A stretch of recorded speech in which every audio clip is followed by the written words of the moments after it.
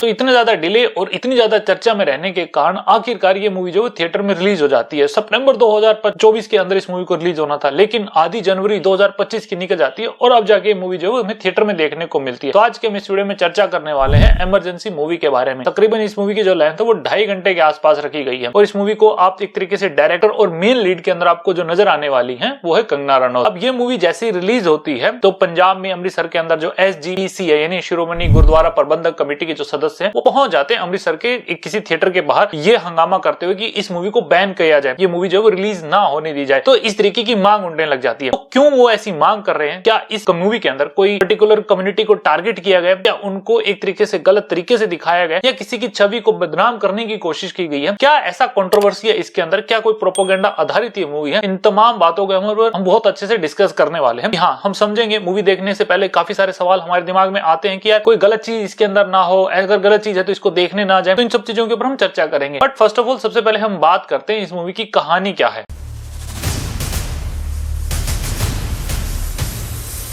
तो मूवी का जैसा नाम है इमरजेंसी, तो ये इमरजेंसी यानी 1975 के अंदर जो इमरजेंसी आपातकाल की घोषणा की गई थी हमारे देश के अंदर, उसको लेकर ये नाम रखा गया। वैसे मेरे लिहाज से इस मूवी का नाम इमरजेंसी तो नहीं होना चाहिए था, क्योंकि इस मूवी के अंदर आपको एक एंटायर लाइफ देखने को मिलेगी, यानी एक तरीके से बायोग्राफी देखने को मिलेगी। जो पूर्व हमारी श्रीमती इंदिरा गांधी जी प्रधानमंत्री हुआ करती थी, उनका एक लाइफ हमें यहाँ पर दिखाई जाती है। उनके बचपन में उनके साथ कैसे वो ग्रो हुई, फिर उनके पिता यानी पंडित जवाहरलाल नेहरू के साथ उनके क्या कैसे रिलेशन थे, तो उन सब चीजों को लेकर इस मूवी में दिखाया गया कि वो जो पीएम बनती हैं, पीएम बनने के बाद कैसे लोग ताने मारते हैं। फिर उसके बाद 1971 के अंदर जो वॉर होता है, तो उसके अंदर मतलब जब 1971 में जो ईस्ट पाकिस्तान हुआ करता था, उसको बांग्लादेश एक तरीके से बनाया जाता है, उसको आजाद किया जाता है, पाकिस्तान के चंगुल से उसको छुड़ाया जाता है। वही बांग्लादेश जो आज की डेट में भारत को आंख दिखा रहा है, वही बांग्लादेश जहां पर भारत का नक्शा खरीदे तो वो फ्री आ जाता है। तो ऐसा छोटा मोटा देश जो है आज की डेट में भारत को आंख दिखाने वाला, जिसको भारत ने कभी आजाद करवाया था, उस तरीके की चीजों को भी यहाँ पर दिखाया गया है। तो 1971 के अंदर श्रीमती इंदिरा गांधी जी के द्वारा जो एक बोल्ड स्टेप लिया गया था, तो वहां पर उन चीजों को दिखाया गया। फिर इसके बाद 1975 के अंदर वो आपातकाल की घोषणा करती है, कैसे कैसे आपातकाल को लगाया जाता है, कौन से वो कारण थे कि भी आपातकाल की घोषणा करनी पड़ी थी, ये तमाम चीजें। फिर 1980 के बाद वो वापस इलेक्शन जीत कर आती हैं, फिर ब्लू स्टार ऑपरेशन चलाया जाता है, स्माइलिंग मुद्दा ऑपरेशन भी होता है। तो ये सारी चीजें जो है वो एक तरीके से इस मूवी में हमें देखने को मिलती है। देखो यार, मैं पॉलिटिक्स पढ़ता आया हूँ, मुझे पॉलिटिकल मूवी वैसे ही बहुत ज्यादा पसंद है और ऑब्वियसली काम रहता है पढ़ने का, पढ़ाने का। तो ये सारी चीजें जो है वो बार बार हमारे सामने रिपीट होती रहती है। तो मैंने जो चीजें पढ़ी थी वही सब चीजें इसके अंदर हमें देखने को मिलती है। अगर आप लोगों ने ऐसी कोई चीज नहीं देखी है तो डेफिनेटली आपको ये मूवी देखनी चाहिए। एक हिस्टोरिकल तो नहीं कहेंगे, मतलब ज्यादा हिस्ट्री तो ज्यादा पुरानी तो नहीं है, लेकिन आपको एक फैक्ट जानने को मिलेगा कि श्रीमती इंदिरा गांधी से लेकर जो उन्होंने आपातकाल की घोषणा, फिर 1980, 1984, ये सब चीजें जो है आपको इसके अंदर देखने को मिलेंगी। तो ये होगी इस मूवी की कहानी। अब बात करते हैं इस मूवी में क्या अच्छा है।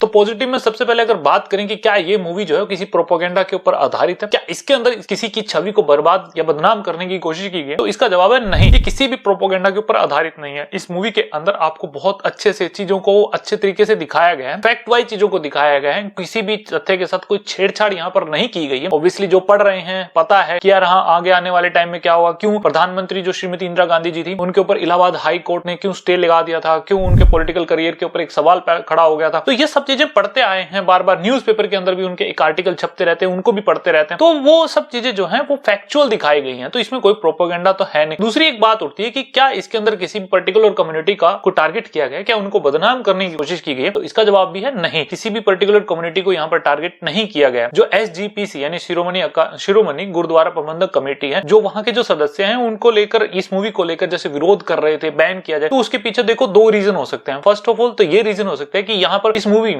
सिख समुदाय को गलत ढंग से रिप्रेजेंट किया गया। तो ऐसा नहीं है, मूवी आप देखेंगे तो आपको ऐसा कहीं पर भी ऐसा लगेगा नहीं कि सिख समुदाय को बहुत गलत तरीके से यहाँ पे दिखाया गया। नहीं, बिल्कुल एक जो एक तथ्य थे वही है यहाँ पर इस मूवी के अंदर रखे गए। दूसरा जो रीजन मुझे लगता है कि ये हो सकता है कि यहाँ पर SGPC ने क्यों इसका विरोध किया, कि कंगना रनौत का जैसे एक उठपटांग जो बयान देती रहती है, किसान आंदोलन को लेकर इन्होंने काफी ज्यादा बयान दिए थे, तो इसको लेकर जो है वो काफी ज्यादा गुस्से में हो सकते हैं SGPC या पंजाब के जो लोग हैं। मुझे ऐसा लग रहा है। खैर मूवी के ऊपर फोकस करते हैं, तो इस मूवी में कुछ चीजें मुझे अच्छी लगी, जैसे कि इस मूवी में बहुत अच्छे से दिखाया गया पाकिस्तान उस वक्त कितना क्रूर था। आज की डेट में क्रूर तो छोड़ो, बेचारा भिखारी बना बैठा है। और अमेरिका जो दोगलापन इसके अंदर दिखाया गया, अमेरिका उस वक्त पाकिस्तान का साथ देता था। अमेरिका हमेशा अपने बारे में ही सोचता है। आज भले ही वो भारत का साथ दे रहा हो, भारत की तारीफ कर रहा हो, लेकिन वो अपने फायदे के लिए सब चीजें कर रहा है। और ये सब चीजें दिखाई गई हैं, वो ऑब्वियसली आपको पढ़ने को भी मिल जाएंगी। ये सब चीजें अकॉर्डिंग टू फैक्चुअल हुई हैं। ऐसा नहीं है कि उन्होंने अपनी तरफ से मनगढ़ंत कहानी यहाँ पर रच दी है। तो बिना प्रोपेगेंडा ये सब चीजें चलती हैं। इसके अलावा एक और जो चीज मुझे पसंद आई, संजय गांधी यहाँ पर जिस तरीके से अपना पॉलिटिकल फायदे के लिए एक आतंकवादी को खुला छोड़ देते हैं पंजाब में अपनी सरकार बनाने के लिए। फिर वो आतंकवादी क्या करता है, पंजाब में जिस तरीके का मिलिटेंसी का एक आतंकवाद का एक दौर चला देता है। तो ये सब चीजें हमें बहुत अच्छे से दिखाई जाती हैं। बहुत बढ़िया मुझे वो लगी, क्योंकि हम बार बार ये सब चीजें पढ़ते हैं कि अपने फायदे के लिए संजय गांधी ने क्या कर दिया था। फिर वो गोल्डन टेम्पल में जाके छुप गया था वो आतंकवादी। फिर उसको मारने के लिए श्रीमती इंदिरा गांधी जी ने कैसे बोल्ड स्टेप लिए, ऑपरेशन ब्लू स्टार वहां पर चलाया गया। फिर उसको लेकर श्रीमती इंदिरा गांधी जगह जो असैसिनेशन होता है, ये सब चीजें यहाँ पर बहुत अच्छे से दिखाई गई हैं। तो देखिए, इन तमाम चीजों में ऐसा कुछ नहीं है कि किसी को यहाँ पर गलत दिखाने का प्रयास किया गया है, कोई प्रोपेगेंडा चलाने का प्रयास किया गया, नहीं। ये सारी चीजें फैक्चुअल चल रही हैं, जो आप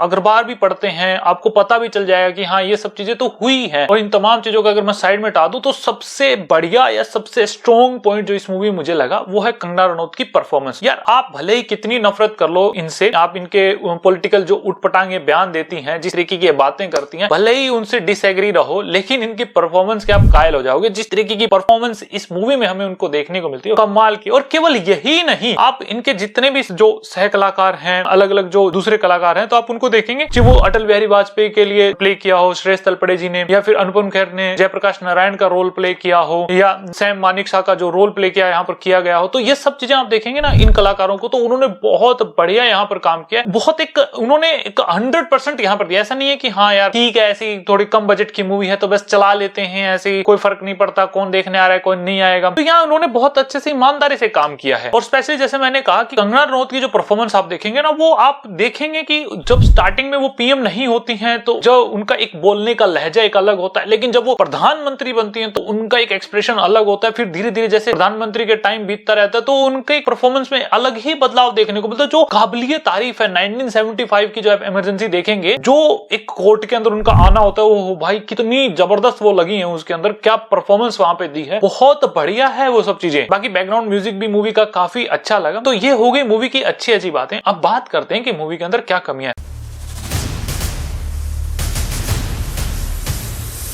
स्क्रीन प्ले मूवी का मुझे काफी ज्यादा वीक लगा। अब आप इस मूवी का रन टाइम देखेंगे तो 2.5 घंटे के आसपास है, लेकिन इस मूवी में कहीं कहीं पर ऐसा फील आपको ऐसा करा देगी कि ये मूवी जल्दी जल्दी से भाग रही है। कुछ सीन्स जो है ऐसे आएंगे कि हाँ, इनको जल्दी से निकाल दो, उनके ऊपर फोकस नहीं किया गया। और फिर से मैं कह दूं, देखो इस मूवी में इमरजेंसी सिर्फ शब्द यूज किया गया है, केवल इसमें इमरजेंसी के ऊपर फोकस तो रखा नहीं गया, क्योंकि बहुत सारी चीजें होती है उसमें दिखाने को, लेकिन वो सब चीजें इसमें नहीं दिखाई गई है। तो इसमें इंटायर लाइफ दिखाई गई है श्रीमती इंदिरा गांधी जी की। तो उस इंटायर लाइफ में बहुत सारे जो है वो कट यहाँ पर लगाए गए हैं। जी भाई, कभी वो बचपन का दिखाते हैं, फिर वो जैसे बड़ी होती हैं, फिर उनके पिता के साथ उनके रिलेशन को दिखाया जाता है, फिर वो पीएम बनती हैं, फिर उसके बाद 1971 की वॉर आती है, फिर 1975 का इमरजेंसी का टाइम आता है, फिर 1980 दोबारा से इलेक्शन होकर फिर से वो प्रधानमंत्री बनती है, 1984 में जो असैसिनेशन होता है वो सब चीज दिखाई जाती है। तो ये सब चीजें दिखाई गई हैं, उनके अंदर कट जैसे लगे हैं। तो जैसे हम जुड़ाव एक होता है ना कि हम कनेक्ट फील करें, तो वो सब चीजें नहीं होती है। कभी एक पल चल रहा है तो अचानक से फिर दूसरा एक सीन आ जाएगा, जिससे लगता है कि यार इसमें टाइम वेरिएशन काफी ज्यादा दिखा दिया। तो वो सब चीजें मुझे बहुत एक कमी लगी इस मूवी के अंदर। दूसरी एक जो चीज मुझे कमी लग रही है वो ये कि आप कंगना रनौत का इसमें फेस देखेंगे तो जिस तरीके का वो एक फेशियल स्ट्रक्चर या फिर कहें कि जिस तरीके का मेकअप है इस मूवी में, या फिर उनकी एक नकली नाक वो साफ झलकती है यार, नकली नाक लगा रखी है, तो वो बहुत ज्यादा इरिटेट करती है। एक बात और जो मुझे इस मूवी के अंदर अजीब लगी कि यार इसके अंदर जब आप 1975 का एक इमरजेंसी दिखा रहे हैं, तो उस वक्त जैसे जो बड़े बड़े जो उस वक्त लीडर हुआ करते थे अपोजिशन के, उनको गिरफ्तार करके जेल में डाल दिया गया। तो वो जो सब चीजें दिखा रहे हैं उसमें सॉन्ग घुसेड़ दिया गया है, तो वो मुझे समझ नहीं आया यार, वो गाना वहां पे क्यों लगाया गया है, उसका क्या औचित्य बनता है। कहीं पर भी ऐसा नहीं है कि गाना बहुत बढ़िया नहीं, वो गाना भी इतना बढ़िया नहीं है, जबरदस्ती का वो सॉन्ग वहां पर डाला गया है, वो मुझे काफी ज्यादा निराश करता है। अब देखो यार, मैंने तो बहुत सारी चीजें पढ़ रखी हैं, पढ़ाने का ही काम रहता है, पढ़ता भी हूं, तो ये सब चीजें मैंने ऑब्वियसली चीजों को पढ़ रखा था, वही सब चीजें मेरे सामने चल रही थी, तो मेरे लिहाज से तो मुझे कहीं कहीं पर भी ये बोरियत सी फील भी हुई इस मूवी में। मुझे ऐसा फील नहीं लगा, या फिर मुझे ऐसा कुछ नजर नहीं आया कि हाँ ये नया चीज दिखा दी। कुछ इक्का दुक्का सीन छोड़ दूं तो उसके अलावा तो देखो मुझे मूवी में कुछ नयापन लगा नहीं। अगर आप लोगों ने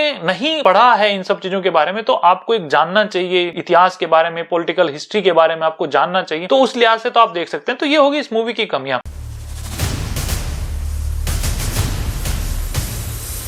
ओवरऑल अगर बात करूं तो देखो इस मूवी में ना कोई प्रोपोगेंडा है, ना ही किसी पर्टिकुलर कम्युनिटी को इसके अंदर कोई गलत तरीके से दिखाया गया है। ये मूवी एक एंटायर लाइफ दिखाती है श्रीमती इंदिरा गांधी जी की, कोई इमरजेंसी के ऊपर ये फोकस नहीं करती है। परफॉर्मेंस में कंगना रनौत की आप बात करें तो बहुत जबरदस्त उन्होंने परफॉर्म किया है, मतलब शुरुआत से लेकर आखिर तक जो उनकी एक्टिंग में आप चेंज देखेंगे वो भी कमाल का है। उनके अलावा जो भी अन्य कलाकार हैं, चाहे अनुपम खेर हो गए, श्रेष्ठ तलपड़े हो गए, बाकी जो अन्य कलाकार हो गए, उन्होंने भी बहुत बढ़िया काम किया इस मूवी के अंदर। जो स्ट्रॉन्ग पॉइंट है इस मूवी में वो परफॉर्मेंस ही है, बैकग्राउंड म्यूजिक ही है, कुछ तथ्यों को एक तरीके से फैक्चुअल चीजों को बहुत अच्छे से दिखाया गया है। जो वीक पॉइंट इस मूवी के हैं, ऑब्वियसली इस मूवी में गाने जबरदस्ती घुसेड़ रखे हैं, मेकअप मुझे बड़ा खराब सा लगा कंगना रनौत का, जिसमें देखेंगे नकली नाक से इसमें लगी, एक अधूरी मूवी लगती है क्योंकि चीजों को सही ढंग से डायरेक्ट नहीं किया गया है। डायरेक्शन कहीं ना कहीं इस मूवी के अंदर वीक रहा है और मूवी के अंदर देखो किसी की भी छवि को बदनाम करने की कोशिश नहीं की गई है। मूवी इमरजेंसी नाम ना होकर अगर इसका बायोग्राफी रखते तो ज्यादा बढ़िया रहता। मेरी तरफ से तो देखो इस मूवी को मैं देना चाहूंगा 6.5 आउट ऑफ 10। अगर आप लोगों ने मूवी देखी तो प्लीज कमेंट करना कि आप लोगों को कैसी लगी। अगर नहीं देखी है तो बेशक देख सकते हैं, विदाउट प्रोपेगेंडा के, बिना किसी कम्युनिटी को बदनाम किए मूवी बनाई गई है। मतलब एक बैलेंस के तौर पर ये मूवी है, आप इसको बहुत अच्छी नहीं कह सकते। पॉलिटिकल ड्रामा मूवी मुझे काफी ज्यादा पसंद आती है, तो किसी को पॉलिटिकल ड्रामा मूवी पसंद आ भी सकती है और नहीं भी आ सकती है। तो मैं तो रिकमेंडेड करूंगा कि आप जाकर देखिए, आपको कुछ इतिहास के बारे में, हमारे पॉलिटिकल के बारे में कुछ ना कुछ जानने को ही मिलेगा। तो बस आज के लिए इतना ही था इस वीडियो में। Thanks for watching this video. मिलते हैं नेक्स्ट वीडियो में। जय हिंद।